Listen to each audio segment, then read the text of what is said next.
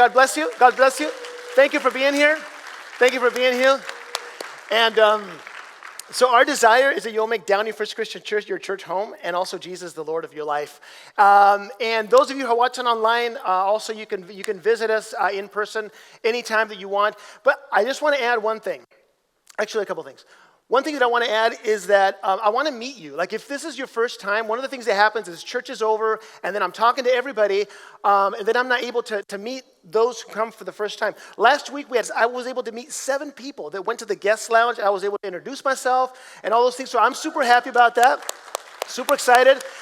I promise you it's going to take 30 seconds. It's going to take 30 seconds. I want to know your name. I want to introduce myself. And so after this message is done, I'm going to walk out and I'm going to go into the guest lounge. The guest lounge is a little living room area that we have as a church. It's special so that I can meet you and we can hang out for a little bit. If you go out this door, you go make a right, and then it's right at the middle of the hall. You go out that door, it's on your left, and I'll be there, and I would love to meet you, all right? Also, those of you who come to church every Sunday, we're called Christ ambassadors. And so I want to give you permission to invite your friends and neighbors and family members to church, because if these messages are helpful to you, this church experience is helpful to you, why not invite a friend, all right? Okay, so Luke chapter 10 is the verse that we're going to be reading today. Luke chapter 10, starting in verse 38 through 42. Morgan already read it, but I'm going to read it again just so we know exactly what this whole message and new series is going to be about. So Luke chapter 10, if you have a Bible, please go there. If you don't have a Bible, we have the words on the screen. So it says this. As Jesus and his disciples were on their way, he came to a village where a woman named Martha opened her home to him. She had a sister called Mary, who sat at the Lord's feet listening to what he said. But Martha was distracted. She was distracted. Remember that word, distracted. She was distracted by all the preparations that had to be made. She came to him and asked, "Lord, don't you care that my sister has left me to do all the work by myself? Tell her to help me." And Jesus answers, says, "Martha, Martha," the Lord answered, "you are worried and upset about many things, but few things are needed." Remember that phrase, few things are needed, or indeed only one. Mary has chosen what is better, and it will not be taken away from her. So today we're starting a brand new series, and we've called it the Gospel Series, the Gospel Series. And I want to explain to you why this series is so important for us as a church and for you personally. Because I grew up believing that the gospel was for the unbeliever. Like, that's what I thought. Like, all you had to do was you had to hear the gospel, and then once you heard the gospel and you did what you had to do, like you walk down the aisle, you raise your hand, you write it on the card, you get baptized, you do the sinner's prayer, then you don't need the gospel anymore. Now you've got to move into deeper things or deeper subjects.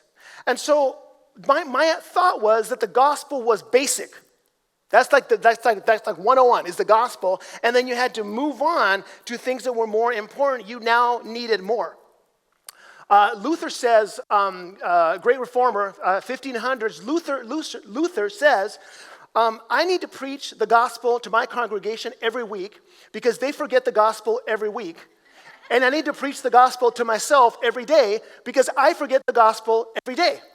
And so what I want to do in this series is for us to be able to understand this.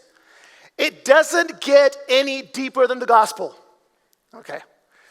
The gospel is not part of what we believe. It is the thing that we believe. Okay. Luther also said, he says this, the cross alone is our theology.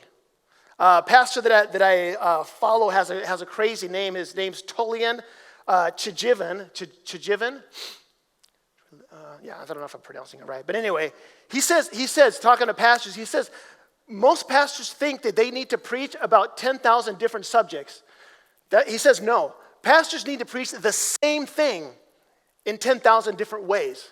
Because the gospel isn't a thing that we preach. The gospel is the most important thing. In fact, the Bible is the whole Bible is a unified story that leads to Jesus. No one ever graduates from the gospel. I need to preach the gospel to myself every day. I don't know about you, but I need good news every single day of my life. I don't know about you. And so my hope is that this series will free you, that this series will free you. And that is actually the goal of the gospel, because the gospel is good news. And if the gospel isn't good news, then it's not the gospel. So the question is, what is the gospel? Well, gospel literally means good news, right? If you go to the Greek, you're going to realize that this word, euangelion, is the word. In Spanish, it's a lot more similar because it's called evangelio in Spanish, but it's where you get the word evangelist. Evangelist. It comes from the whole idea of good news. An evangelist is a proclaimer of the good news. And so what is the good news? What is this good news that we talk about? The good news, the gospel, is good news concerning Christ as the only way to salvation. Okay?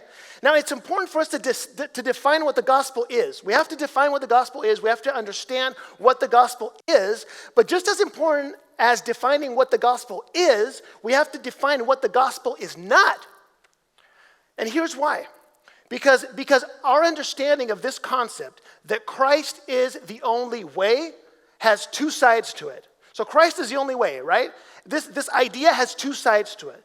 The one side is that there is no other than Christ. So Christ is the only way and there is no other. And I think most of us will agree in this room that there is really no other, right? I mean, if you're a follower of Jesus, you're going to agree that there is no other. We're not worshiping Moloch. We're not worshiping, Joseph Smith. We're not worshiping Muhammad. So most of us understand that we are here and we understand that there's nothing other than Jesus, right?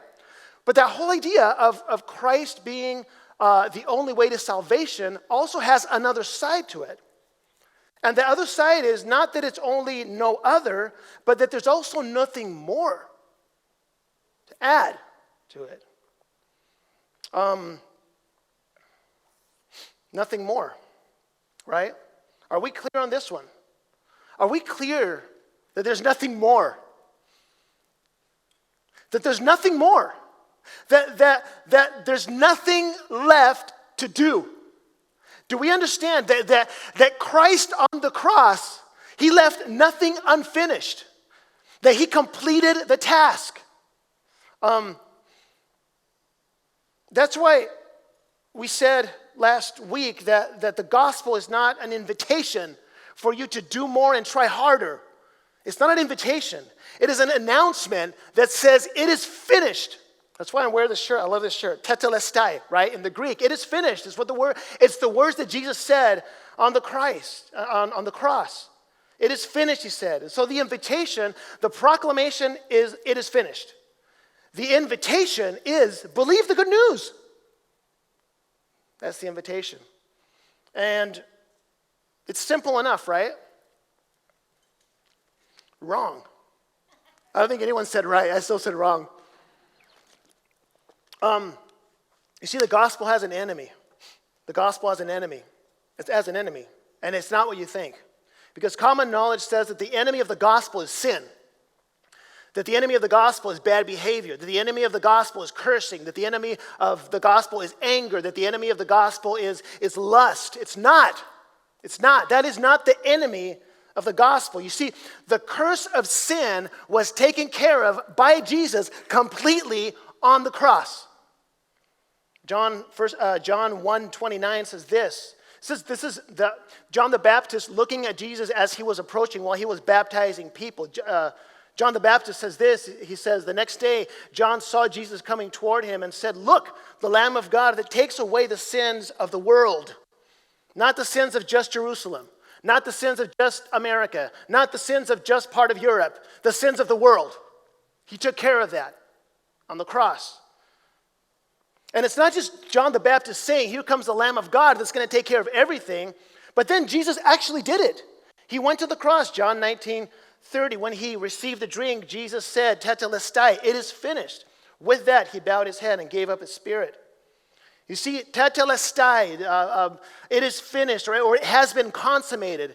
On the cross is an announcement. Listen to this. It's an announcement that sin is no longer the enemy. And John clarifies it here. This is John writing at an older age on 1 John 2:2, he says, he, talking about Jesus, he is the atoning, that's an important word, atoning. Think about, another word is appeasing. Think about putting out a fire. Okay, so he is the atoning sacrifice for our sins. The sin being the fire, the atoning, Jesus putting water on the sin. And not only for ours, meaning the churches he was writing to, but also for the sins of the whole world. You see, sin is no longer the enemy of the gospel. That's not the enemy of the gospel. It's thinking that there are still embers of sin that we have to put out because what Christ did on the cross wasn't quite enough. We got to add a little bit more to his finished work on the cross. It's observing ourselves too much. We're looking at ourselves too much. How am I doing? How am I doing? Like, how am I doing? Am I sinning too much? Should I stop? Like, you're always focusing on yourself, and that may seem like a noble thing, but it's actually self-serving because you're focusing on the wrong person. See, the story is not about your sacrifice for Jesus. The story is about Jesus' sacrifice for you. That's the story. This whole thing is a one-way love where you are only the recipient. And so am I. So we see when we make it about ourselves, we miss the whole plot of the main story. And you may say, but Pastor Josh, what about life change? Like, isn't that the focus? Isn't that why we come here?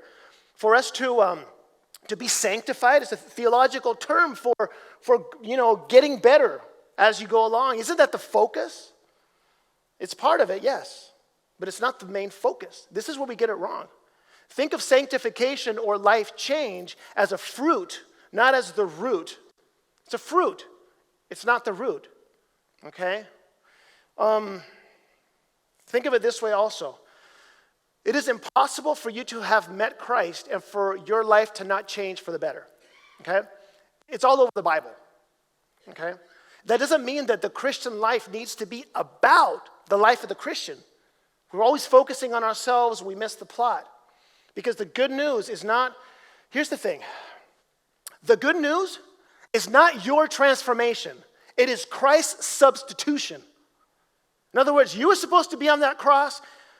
Christ said, no, I'm going to do it for you. That's the main thing. Not your life change, but understanding that Christ paid the whole price in your place. The whole thing. The whole thing.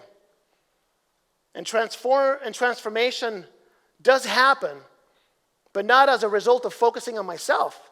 How am I doing? How am I doing? How am I doing? How am I doing? Right? Am I doing better? We're focusing on ourselves the whole time. It's the exact problem that Peter had when he was walking on water, right? Started to sink. Why? How am I doing? Took his eyes off of Jesus. You really can't do both things at the same time. You have to trust in the transforming power of grace, which is much more powerful than legalism. This is how we miss the plot. And it's what this series is all about. I want us to talk about this. I'm so excited about this. I really think it's going to be great. It's been great for me. It's been freeing. Luther, I've been reading Luther, which has been amazing, by the way. Luther says this. He says, what makes a theologian, this is what makes a theologian, is the ability to distinguish between law and gospel. That's different. They're two things. And so this is what I am going to attempt in this series, is to talk about this. That it's not just for us to be able to articulate properly the gospel, that we understand what the gospel is, but that we can also attack and defeat the enemy of the gospel, which is not sin, but legalism. So today's topic is a question. Is a question. I want you guys to think about two images. I want you guys to think about a ladder, and I want you guys to think about a cross. And the question is it a ladder or a cross? How do you see the gospel? And so I want to start by asking you a question.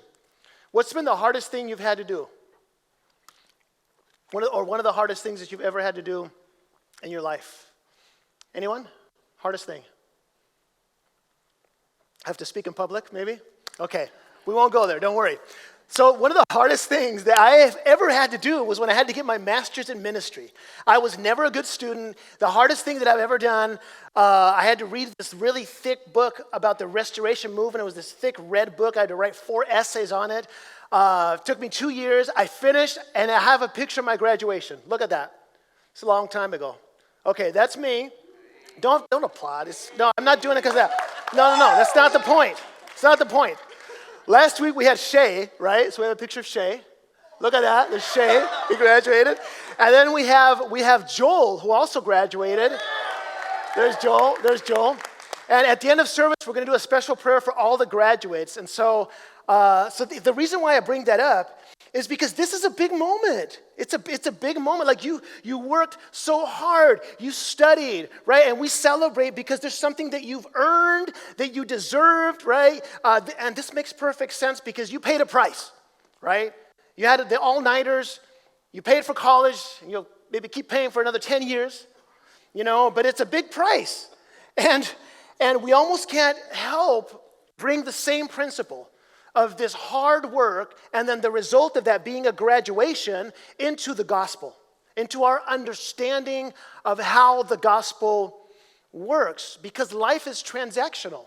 Life is a transaction. You're nice, they'll probably be nice back to you. You give, and you will probably receive. You pay, you will probably get what you paid for. You invest in your marriage, you're probably going to have a happy life. Life is transactional.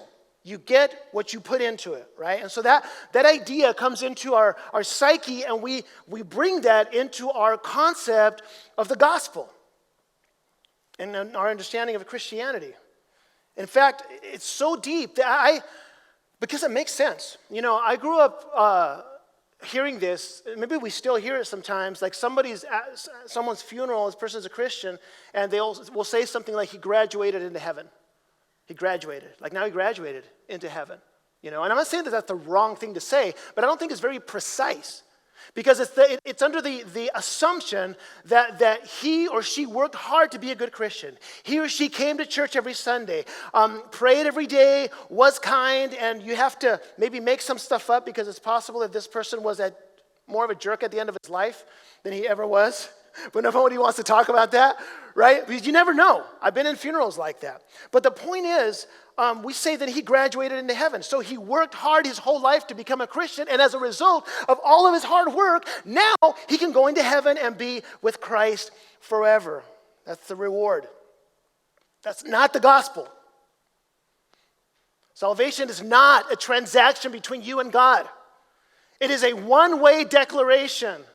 Your sins have been forever canceled from the cross. Now, it would be a transaction if you were perfect. Matthew chapter 5 is part of the Sermon on the Mount. He says, be perfect as your Father in heaven is perfect. So if you're perfect, then that might be a transaction. Since you're perfect, now you can enter into rest. I won't ask to raise your hand if you're perfect, because somebody might throw you out. Nobody's perfect, that's the point. You see, I grew up believing, I can't believe how many times I say that. I grew up believing. There's so many things that I've had to unlearn. I grew up believing that Matthew chapter 5, which was be perfect as my Father in heaven is perfect, was a challenge. Like I had to work hard at it, like it was a goal, like it was an objective, like it was a challenge to meet, when in reality what it is a wall that Jesus wants us to crash into and realize, then how? Then how does this whole thing work? This is so foundational. You see, the enemy of the gospel is not sin. It's legalism.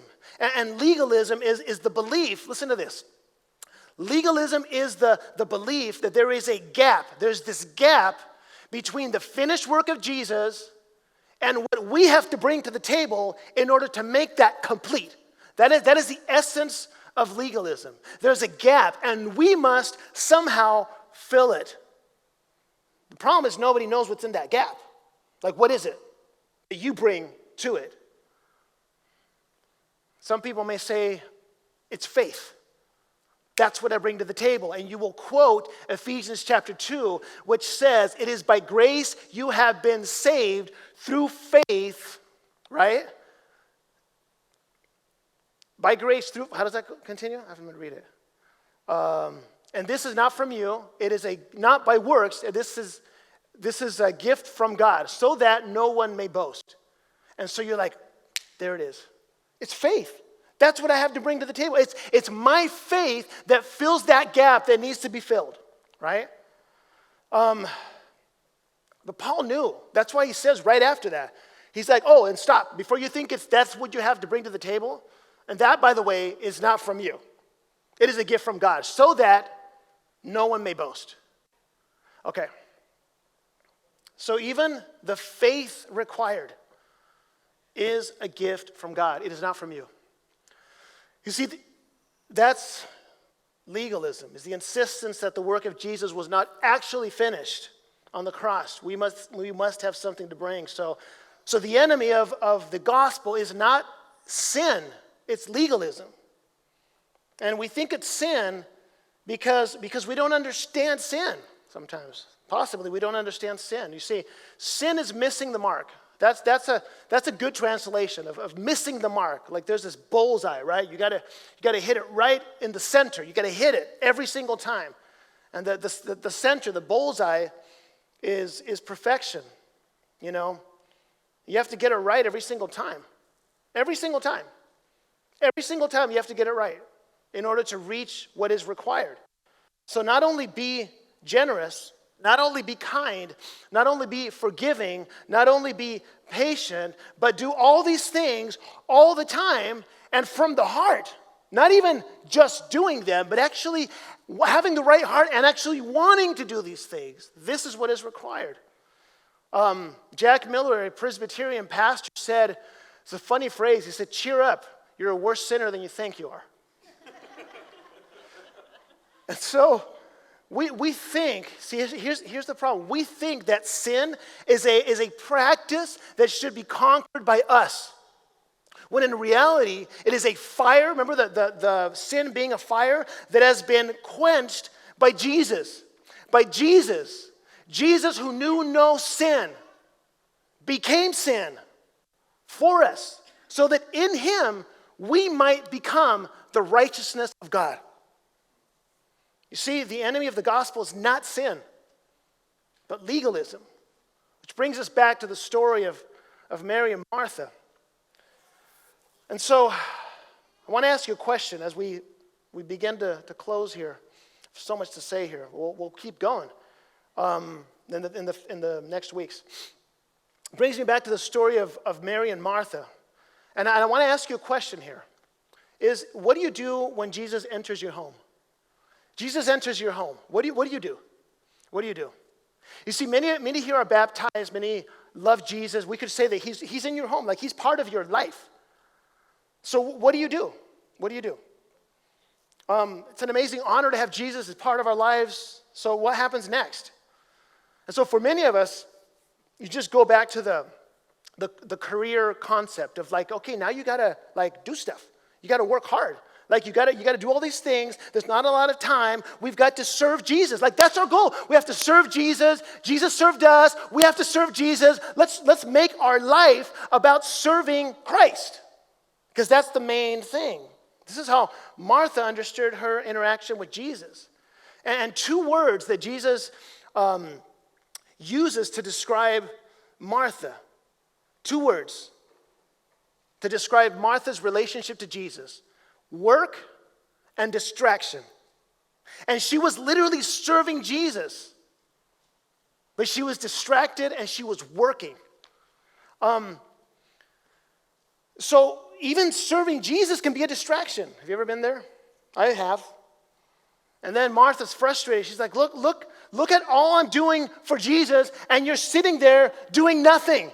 Just sitting at the feet of Jesus while I'm doing all this work. You're just sitting there and just resting in his love, resting in his mercy, resting in his forgiveness. What a waste of time.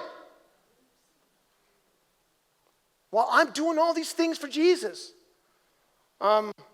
Martha says, look at her. She's wasting her time. Don't you care that my sister has left me to do all the work by myself? Tell her to help me. And Jesus again surprises us with his answer. He just surprises us. He talks to Martha with so much love. He says, Martha, Martha, Martha, Martha. I want to say this to you right now. Like, just replace your name there. I could say Downey, Downey. Just think about your name. You know, Tony, Tony.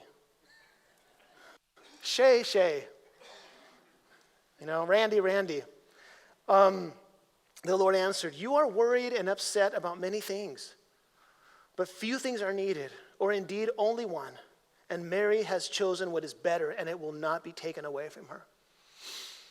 You see, Jesus did not tell Martha she was necessarily doing something wrong. It's good to serve Jesus, but it's not about your sacrifice for Jesus. It's about Jesus' sacrifice for you. That's why Martha was feeling worried and she was feeling upset. Jesus wasn't mad at her. He just didn't want her to feel worried or feel upset. And he doesn't want that for you either. So maybe you're here this morning and that's what you're feeling. Like, you're feeling worried and you're feeling upset. It's very possible that that's what you're feeling right now. Even while serving Jesus, these are the feelings that you're having. And serving Jesus is great, but it's not what it's about. Now, Mary, on the other hand, was at the feet of Jesus, literally doing nothing. So how is it possible that this nothingness would be the one thing that is needed? That this nothingness would be the thing that is better, and that this nothingness is the thing that will never be taken away from her. What is this thing? Well, this thing is not a thing. This thing is a person, and his name is Jesus. It's not Jesus plus my service to him. It's not Jesus plus my good works for him. It's not Jesus plus my effort. Like a pastor once said, he said this, he said, Jesus plus nothing equals everything. You see, there's nothing to add. It is finished. He is here. And whatever you feel needs to be added to the gospel, whatever you feel that is on you to do, is legalism. And it's the main enemy of the gospel, and we need to put it to death. And so I want to bring you back to the initial idea of the cross and the ladder. How do you see the gospel? Do you see the gospel as a ladder that you need to climb in order to get to some destination? Or do you see it as a cross? You see, Martha saw it as a ladder. She's like, I got to do all these things. I got to be busy. I got to do this because I got to reach some sort of a what? That's the problem. There's no end to it. And maybe you're here and that's been your thought process. It's possible.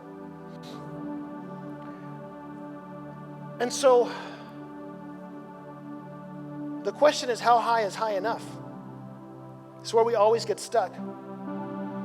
There's only one answer to that question, and the answer is this: Jesus made that climb for us, and he did not climb up a ladder. He climbed up a hill called Golgotha and gave his life there for us. And our response to that is not to turn that cross into a ladder again and try to somehow climb it on our own. It is to bow at the feet of the only one who is worthy of honor and praise and worship. That's the most important thing. And it's the thing that will never be taken away from us.